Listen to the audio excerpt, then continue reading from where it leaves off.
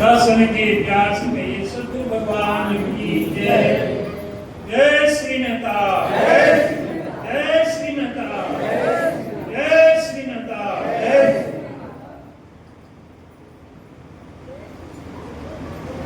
साध संगत जी, आप सबने अभी बहुत सुंदर सुंदर विचार महापुरुषों से सुने। हर तरह से महापुरुषों ने विचारों से समझाया और भजन के माध्यम से समझाया। क्या समझाया उनको? ये निराकार प्रभु यही सत्य है और यही हमेशा रहता है, और कुछ भी सत्य नहीं, सब मिथ्या है। मिथ्या कहने का मतलब नाशवान, एक दिन समाप्त हो जाएगा। जो भी दिख रहा है नजरों से, इस प्राकृतिक नेत्रों से, वो सब एक दिन समाप्त हो जाने वाला है, खत्म हो जाने वाला है। केवल एक निराकार परब्रह्म परमेश्वर यही सत्य है, यही हमेशा रहने वाला स्थायी है। और हर घट में व्याप्त है। ये जितने भी घट दिख रहे हैं, घट का मतलब ये शरीर, जितने भी दिख रहे हैं संसार में, सब में ये है, सब में व्याप्त है। इसके अलावा और कुछ नहीं है। लेकिन कहते हैं जड़ चेतन ही ग्रंथि पर गई, यद्यपि मिसाल छूटे तो कछ नहीं। यह माया जो है तो जड़ है, ये शरीर जड़ है। जो भी दिख रहा है प्रकृति, यह जड़ है। जड़ किसको कहते हैं कि उसमें कोई सामर्थ्य नहीं होती। जहां रख दीजिए बस वहीं पड़ा रहेगा। जिस हालत में रख दीजिए वहीं रहे, उसी हालत में पड़ा रहेगा। अपने से कुछ नहीं कर सकता, चल फिर नहीं सकता। और जैसे कहते हैं कि जड़ बुद्धि, अरे बहुत जड़ बुद्धि का है, यानी वो और सोच ही नहीं सकता, उसकी बुद्धि जड़ है। जो एक बार उसके मन में भर गया बस वही रहता है। इतना भी समझाइए, वो बदलता नहीं, उसमें परिवर्तन नहीं होता। ये जड़ है, तो ये संसार जड़ है। लेकिन ये जो निराकार परब्रह्म परमेश्वर है, यह चेतन सत्ता है। तो एक दूसरे में ऐसा उलझ गए हैं, इस शरीर में एक दूसरे में ऐसा उलझ गए कि समझ नहीं आता है इसमें भगवान कौन है और ये शरीर जड़ कौन है। समझ ही नहीं पाते लोग। जड़ चेतन ग्रंथि पर गई, जब मिसा अलग, ये गांठ जो है, ग्रंथि जो है, झूठी है नहीं। केवल हम उसको सुलझा नहीं पा रहे हैं, बस अलग अलग विवरण नहीं कर पा रहे हैं। इसमें जड़ क्या है, चेतन क्या है। शरीर जड़ है भाई। अभी देखने में तो हमको लगता है कि सब कुछ हम काम कर रहे हैं। जड़ कैसे है? सोच रहे हैं बुद्धि से, आंख से देख रहे हैं, दिमाग काम कर रहे हैं, चल फिर रहे हैं। जड़ कैसे? चेतन है। लेकिन जब ये चेतन सत्ता इसमें काम करना बंद कर देती है, तब भी ये सारे सब कुछ बने रहते हैं, पड़े रहते हैं। आंख भी बनी रहती है, कान भी बना रहता है, हाथ पैर भी बने रहते हैं। लेकिन फिर वो न चल पाता है, न हाथ से कुछ कर पाता है, न तो आंख से देख सकता है, नाक से सांस भी नहीं ले सकता है। क्यों? ये इस इसमें जो चेतन सत्ता है वो काम करना बंद कर दिया। तो चेतन वो है जिसकी वजह से ये सब अपना अपना काम कर रहे थे। कान सुन रहा था, किसकी वजह से? इस चेतन सत्ता की वजह से। इस कान के माध्यम से सुनने वाला यही है, ये चेतन सत्ता निराकार है। इसी तरह आंख के माध्यम से देखने वाला यही निराकार है। सब में रूम रूम में बना हुआ है, वहीं बैठे बैठे आंख के माध्यम से देख रहा है।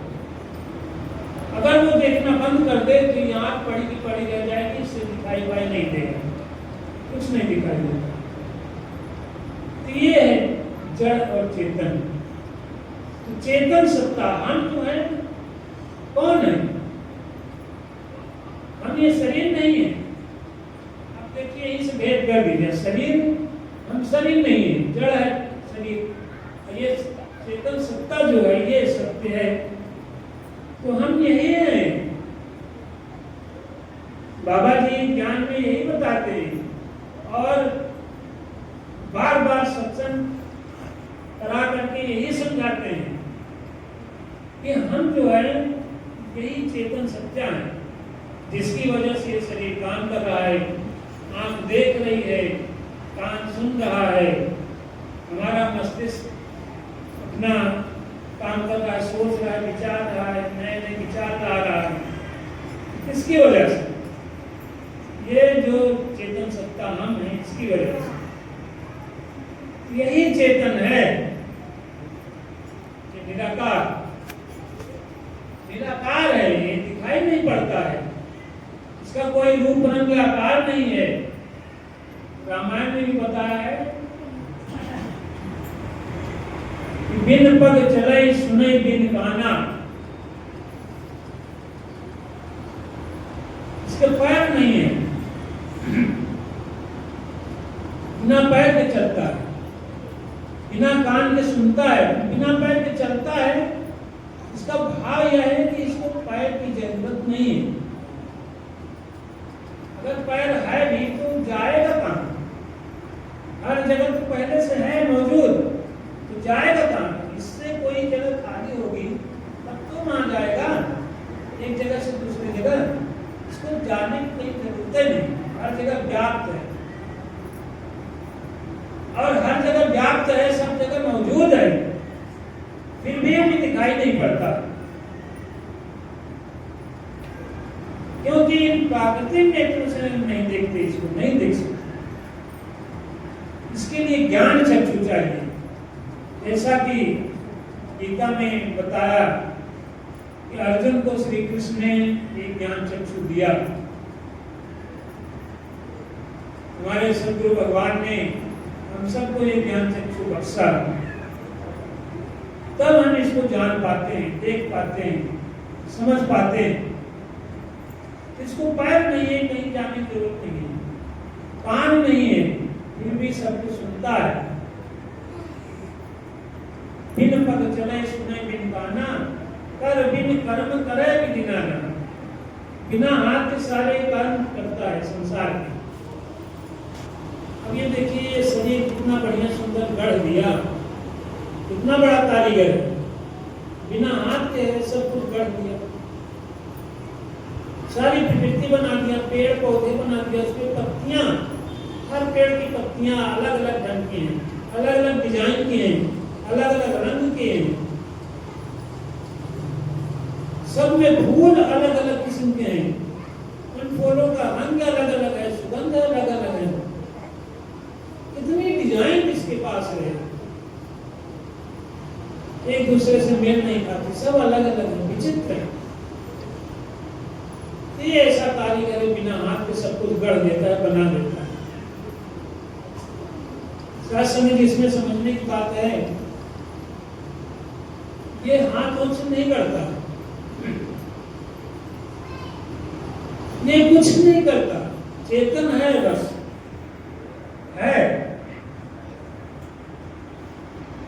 और चेतन ऐसा है जैसा उसको कहते हैं कि कोई व्यक्ति ज़्यादा बुद्धिमान हो, कोई और ज़्यादा बुद्धिमान हो, कोई थोड़ा बुद्धिमान है तो कोई भी काम अच्छे ढंग से कोई नई चीज बना सकता है, आविष्कार कर सकता है। थोड़ा और उसका मस्तिष्क सुपर हो गया और ज्यादा बुद्धिमान हो गया, बहुत बड़े बड़े नए नए आविष्कार कर लेता है। तो इस तरह से ये है, ये हाथ से पैर से कुछ नहीं करना है इसको, ये केवल चेतन सत्ता है। इसने बस एक सिस्टम बना दिया, सिस्टम बनाया है, उसी सिस्टम के सब काम हो रहा है। जैसे बीज है, बीज का इसने सिस्टम बनाया, बीज को जमीन में बो दोगे तो सिस्टम इसका बनाया होगा, जमीन को बोने पे अनुकूल परिस्थितियां मिलेगी, उसको हवा मिलेगी, थोड़ी गर्मी मिलेगी, थोड़ी नमी मिलेगी, तो उसमें अंकुर निकलेगा। ये इसने नियम बना दिया, सिस्टम बना दिया। अब वो हाथ से उसमें अंकुर तोड़ने नहीं जाता, अंकुर निकालने नहीं जाता, पत्तियों को बढ़ाने नहीं जाता, सिस्टम बनाया है। इसी तरह से सारे जीव जंतु सिस्टम बना हुआ है, उस सिस्टम से उत्पन्न होते हैं, बढ़ते हैं, गर्भ में आते हैं और पलते हैं, सारी चीजें बनती चली जाती हैं और पूरा बनके तैयार हो जाता है। और सिस्टम बनाया जैसे पानी है, पानी तो आप साइंस वाले पढ़े होंगे तो जानते होंगे, केमिस्ट्री रसायन विज्ञान में उसको H2O कहते हैं, पानी को H2O, यानी दो हाइड्रोजन का परमाणु और एक ऑक्सीजन का जब मिलेंगे तो पानी बन जाएगा। ये उसने नियम बना दिया, सिस्टम बना दिया। उसको बार बार ऑक्सीजन हाइड्रोजन मिलाने की जरूरत, पानी बनाने की जरूरत नहीं पड़ती। जहां भी हाइड्रोजन, कोई हाइड्रोजन एक ऑक्सीजन मिलेगा, पानी बन जाएगा। इसने एक सिस्टम बना दिया, पर ये सिस्टम काम कर रहा है अपना एकदम आराम से बैठे हुए, उसको कुछ नहीं करना। ये चेतन है, अपने चुपचाप बैठे हैं, उसका सिस्टम सब काम कर रहा है। तमाम प्रकार के आजकल उपकरण, कंप्यूटर, मोबाइल आप देख सकते हैं, इसमें सिस्टम से ही सब काम कर रहे हैं। ये इसका सिस्टम सबसे ऊपर है, सबसे सुपर है, सबसे उत्तम है। ये सिस्टम से काम कर रहा है। शासन जी ये चीज पे जैसे हम सत्संग कर रहे हैं, बाबा जी ने हमको ज्ञान दे दिया है, तो इसी तरह विचार करना चाहिए, तो ध्यान करना चाहिए, इसमें नई नई चीजें समझिए। खाली ज्ञान लेके बैठ मत जाइए, खाली ज्ञान लेके सत्संग सुन के ना चले जाइए, भजन गाने ना चले जाइए। इसी तरह सोचना पड़ेगा, विचार करना पड़ेगा, इसमें परिपक्व होना पड़ेगा। ज्ञान में भगवान कौन है, किस तरह काम करता है, कहाँ पर है, ये सारी चीज इसी तरह से हमको करना पड़ेगा, तब जाके हम इसमें गहराई में उतर पाएंगे। और जितनी गहराई में जाएंगे उतना ही बड़ा अच्छे अच्छे विचार, सुंदर सुंदर आपको बढ़िया बढ़िया विचार, बढ़िया बढ़िया अनुभव मिलेगा। और केवल ये मत सोचिए कि हम सत्संग में आते हैं कि हमारे यहाँ दुख दूर हो जाए, उसी तक सीमित ना रहिए। ठीक है, दुख दूर हो जाए, बढ़िया है, आपका शरीर स्वस्थ हो जाए, ठीक है, लेकिन उसमें मन लगाइए, इस तरह से विचार करिए, इसका ध्यान करिए, तो आपका मन भगवान में एकाग्र हो जाएगा और उससे शरीर भी आपका ठीक हो जाएगा। शरीर के दुख और तकलीफें भी खत्म हो जाएंगी जब इसमें ध्यान मन लगाएंगे।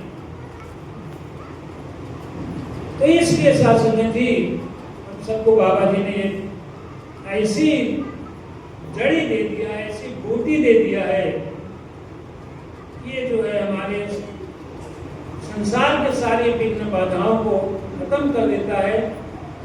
हमको भवसागर से, जैसे अभी भवसागर की चर्चा हुई कई दिन से हो रही है, उससे मुक्ति दिला देती है ये मुक्ति। इतनी जबरदस्त, इतनी बढ़िया, आश्चर्यजनक है। और ये देता कौन है? गुरु, सतगुरु। और सतगुरु कौन है वो बाबा जी इसमें बता रहे हैं। कौन है सतगुरु जो उनको ये चीज बता सकता है? सतपुरुष जिन जानिया सतगुरु जिसका नाम, जो इस सतपुरुष को जानता है, जो देखा हुआ है, जो जानना हुआ है, वही जना सकता है, वही बता सकता है।